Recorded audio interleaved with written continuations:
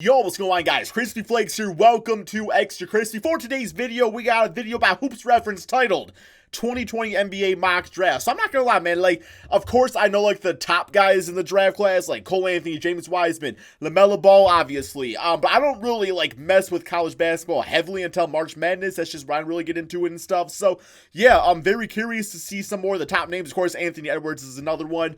So, yeah, mock draft, definitely probably a little early, but hey, it's always a good time, man, doing these mock drafts anyway, because you never really know what you're going to learn. Here we go. Who would you guys pick? Take number one. The college basketball season is a good few weeks underway, which means it's officially time to start analyzing the top prospects in regards to how they stack up against each other for the upcoming NBA draft. From what we've seen so far, this upcoming class is projected to be quite strong, with several potentially elite prospects heading to the league after the season. So for today's video, we're going to be doing the first... I have a theory about the San Antonio Spurs. Spurs fans hold up. No, it's actually a good one, guys. It's actually a good one. I got a feeling that Rockets-Spurs game is going to... That 750 is going to get replayed, and the Rockets are going to win, and the Spurs are going to be and they're going to... That L is going to set them just over the edge enough to where the lottery favor is in their favor, and they're going to end up getting the first pick, and they're going to get James Wiseman, and he's going to be the next Tim Duncan, and it's just going to be game over from there. I don't know. I just thought about that. My Twitter account, I posted it. First official mock draft of the season. People thought I was crazy, but it's going to happen. Each of the last 2 years, I will be doing one mock draft per month to stay up to date on the prospects' progression or regression according to where they rank. You got the mock plug, guys. Before we get started, I wanted to emphasize that for the order in which the NBA teams will be picking in this video, I used the draft lottery simulator on tankathon.com, and on my first sim, got this order, so this was completely random and not my doing.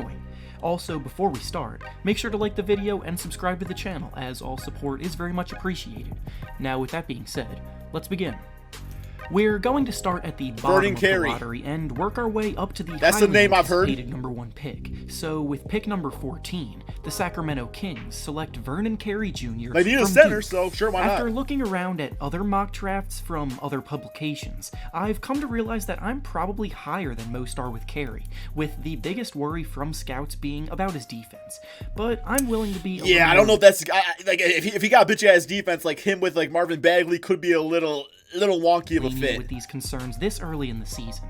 Obviously, if improvement isn't shown as time goes on, then it will be valid, but for now, I see a player who's big, strong, and with excellent touch around the basket. He crashes the boards hard and makes anyone defending him work, and with the Kings' current biggest hopefully he's not more Jahlil Okafor though, right? I actually like the fit here.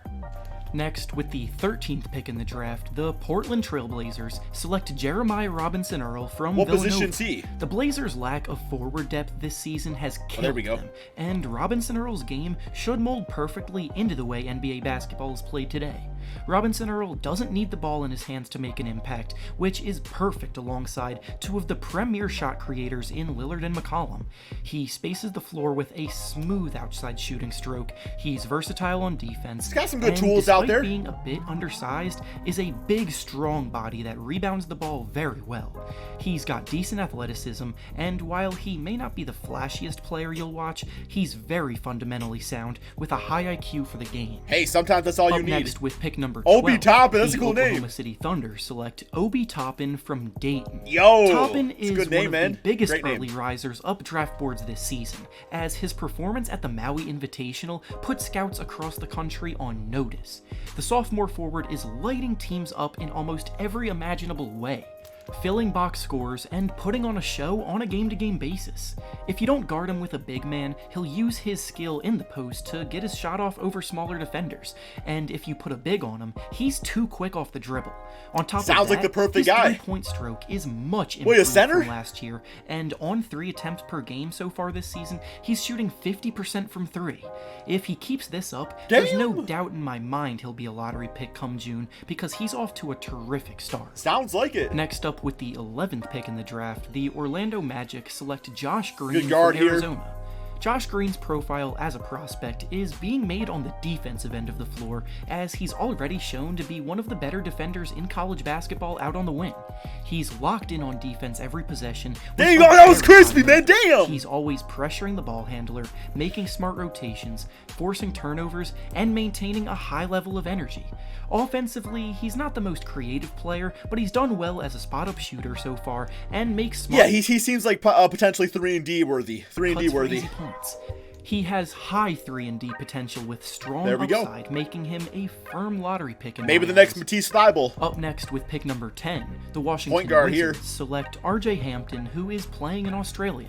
Hampton, like another or combo guard, I would say mostly, we'll discuss later in this video, is playing in the NBL in Australia, which is one of the best non-NBA leagues in the world, and so far, he's having himself a solid season.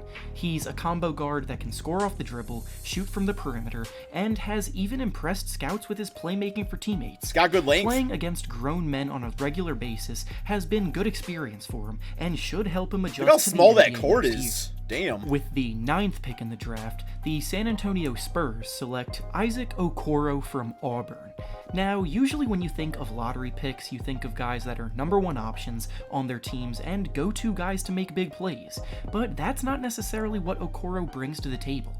Okoro has been a monster on the defensive end of the floor this season, which is especially impressive for an 18-year-old to be able to adjust this quickly. He's 6'6" with a strong 215-pound frame, and everything about him is pointing towards lockdown defender at the NBA level.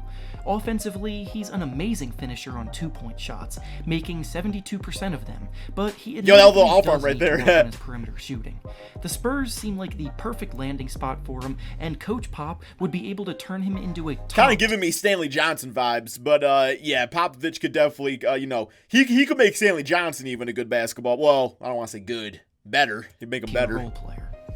Can't get much worse. With the 8th pick in the draft, Tyrese the Detroit Maxey? Pistons select Tyrese Maxey from Kentucky. Maximus. For a scoring guard, Maxey checks about every box there is with the eye test. He's got great size and speed, and the confidence that fuels his game. He's always ready to shoot from anywhere on the floor. Yo, what point guards we got out there? I'll take RJ. With the ball in his hands. I'll take RJ Hampton over him. He finishes well through contact, creates space with his shifty handle, and all around is probably one of the best bucket getters in the class. The Pistons have started the season pretty rough, so in any scenario, they're probably going to target the best player available, and Maxey at this spot would be great value. Awesome, okay. Next, with pick number 7, I'm convinced. The Chicago Bulls select Deni Avdija from Israel. Deni is one of the most difficult prospects to analyze. I went to a Denny's before. It was the worst dining experience of my entire life. But so hopefully he's a better player than they are a restaurant. That's for damn sure. Of the limited worst experience ever. His team. But there's usually a few glimmers of potential that shine through per game that get scouts excited. He's a highly skilled 6'8" player with the ability to be used as a secondary playmaker. Damn, nice little step back. Score both inside and out, and rebounds very well in limited minutes. As we see more of him, trying to be a little James Harden, you get a good idea of his game, but for an 18-year-old, he's quite promising. With the 6th pick in the draft, the Cleveland Cavaliers select Onyeka Okongwu from USC. Okongwu actually played... See, that's one of those players that I will just never learn their name. I mean, it took Giannis becoming an MVP, or at least an all-star before I started learning it. Yeah, this dude, he better be an all-star. I ain't gonna learn his name ever. Alongside LaMelo Ball at Chino Hills early in their careers, and what might be even more surprising to some is that shit. He was ranked as the better prospect coming out of high school. This young freshman has been a menace in the paint this year, absolutely dominating both ends of the floor. Bro, he's playing against a girl, man. For opposing teams. He's a tremendous shot blocker with great instincts overall protecting the paint, and offensively, he's scoring about 18 per game right now. The Cavs have a ton of young guard and wing talent on the roster, but they lack such with their bigs, and Okongwu could be the piece holding it together in the middle for them moving forward. With the 5th pick in the draft, the Nico Mannion select Nico Mannion from Arizona. Heard about him. Mannion has been one of the most impressive players in college basketball this year, at least to me, and he's had no struggles continuing to be the electrifying playmaker that he was in high school. He has such a tight handle that he uses to run the offense and does so well getting open looks for both himself and teammates. His pull-up jumper is so smooth, and the success... Okay, I'm gonna be the one to say, am I the first one? Am I the only one where it's like the first time you saw this man right here and you were trying to think of like a ginger nickname? I can't think of one, guys. Let me know in the comment section below. I don't know.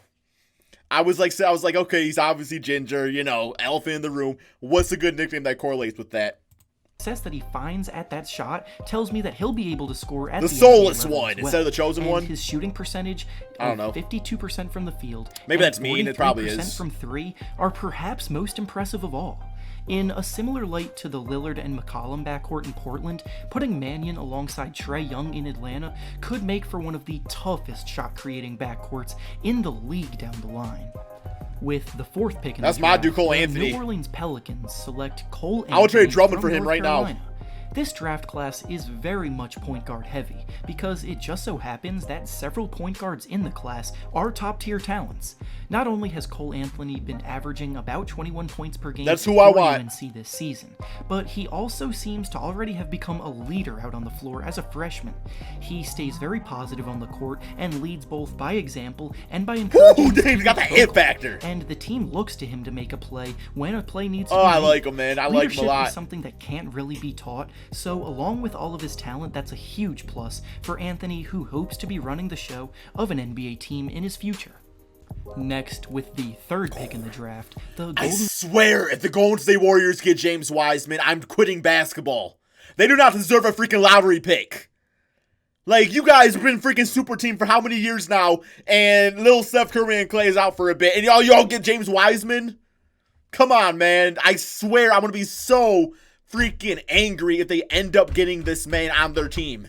And they probably will. Golden State Warriors select James Wiseman from Memphis. It's no fair, man. If you somehow haven't heard by now, Wiseman has been controversially suspended. They're tanking for the 12 season games this year, so we won't be able to see him play for a while. But in the games he did play, he looked good. He's averaging about 20 points and 10 rebounds per game so far, while making a whopping 77% of his shots. Oh my God, which man. is out of this world efficiency. He's 7'1" with insane length to add to it. So in the middle, he's been blocking shots with ease. If the Warriors are able to add someone like Wiseman to a team that will be getting Klay Thompson and Steph Curry back still got next D'Lo, year, they very well could be back to being legit contenders. Oh, they will be. With the second pick in the draft now, the Memphis Grizzlies select Anthony Edwards from Yes, sir. Georgia. Edwards is the best scorer in the class so far, with little room for debate, and on his Georgia team, he's shown the ability to take over and make difficult shots. Damn! He has an NBA-ready body with NBA-ready moves, and will more than likely be in the conversation for the #1 pick all year long. For a team like the Grizzlies, pairing Edwards with their electrifying with Ja and Ja Jaren Morant would definitely help speed up their rebuild. That's the future big three. And finally, with the much-anticipated #1 pick in the draft, the New York Knicks select LaMelo really being the Ball #1 from pick. the NBL. Ball has been in the spotlight his entire young adult life because of all the craziness that happens with his family off the court, but he's handled this fame as well as he possibly could have and hasn't let it distract him from playing his game. He's literally about to be a impressing #1 those that pick. watch. Wow. He's already had 2 triple-doubles in the NBL, has playmaking instincts that you simply can't teach, and his uniquely creative handle with the ball allows him to get to his spots with ease. As controversial as his family has been over the years, he's the truth, and will be highly coveted come June. And with that being said, okay, that is the end of the video there, guys. Let me know in the comment section below what you think about this mock draft. Like there's a few cases in this where I don't really have a lot to say, because for me, I'm learning all these guys too. Like every senior, that's a big part of being an NBA YouTuber, is seeing like the up and coming college players and stuff. So yeah, this was definitely informative. Definitely gonna check out the other mock drafts as he releases them. Yeah, that's all I got, guys. Peace out.